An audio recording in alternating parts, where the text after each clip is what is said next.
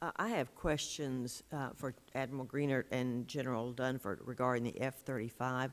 Admiral Greenert, you said that the F-35C will allow the Navy to ensure access and project power. Can you tell me why the capabilities of the F-35, what they bring to the Navy and why that's so important?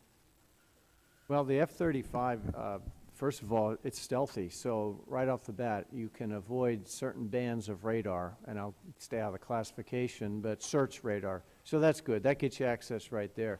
What people don't talk about is it's got tremendous range. You almost double the range from an aircraft carrier with F-35C. Carries more ordnance, has a radar, a detection radar for air-to-air, which is much advanced, and it can network with other aircraft and other of our assets, so ships and the like.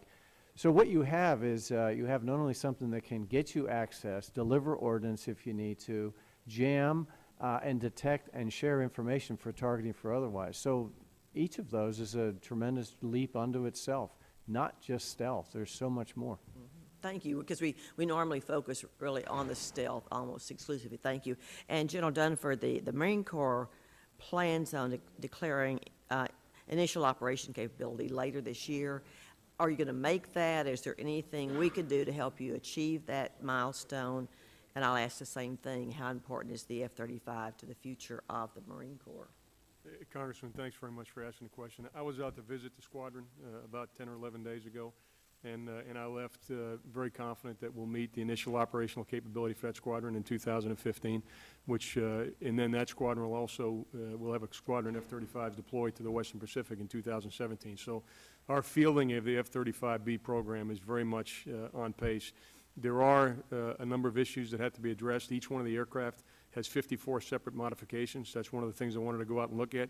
But I'm convinced we have the right people on the scene making those modifications. And we've also leverage some Air Force capability to make sure that we get those modifications made in time. So it's complex, but absolutely optimistic that we'll be able to get that done. You know, Admiral Greenert talked about the unique characteristics of the F-35. For us, it's really two issues. One, it's a transformational capability. It's not a better F-18. It's not a better Harrier. It's a transformational capability. It does what our close air support aircraft does, but particularly in the information realm, it's an extraordinary change in capability.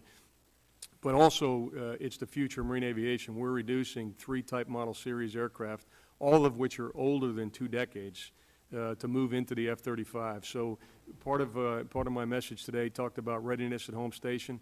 You know, 50% of our F-18s today are in what we call an out-of-reporting status, meaning they're not available for training. And the only way we're going to get well over time is to complete the transition to the F-35. That's how Marine Air will be capable and ready in the future. Thank you very much. Thank you, Mr. Chairman. Mr. Crenshaw. I've got just a quick question about oversight. We take that seriously here in the subcommittee, and I know we've probably all flown on what they call a COD that flies